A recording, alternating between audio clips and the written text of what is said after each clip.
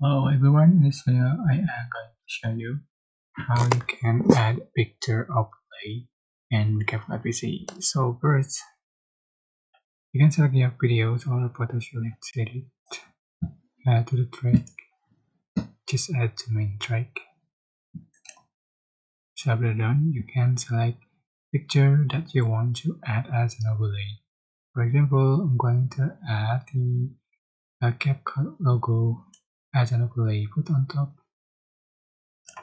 So it is this picture overlay, and you can change for the duration the same way, and you can resize, and it is for the position as you like.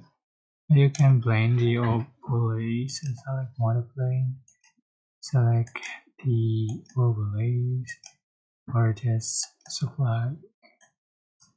So this is as a watermark. That's it. You can add more picture overlay. That's it. Super simple. I hope this tutorial was helpful for you. Don't forget to like, comment, share, and also subscribe. Thank you so much for watching.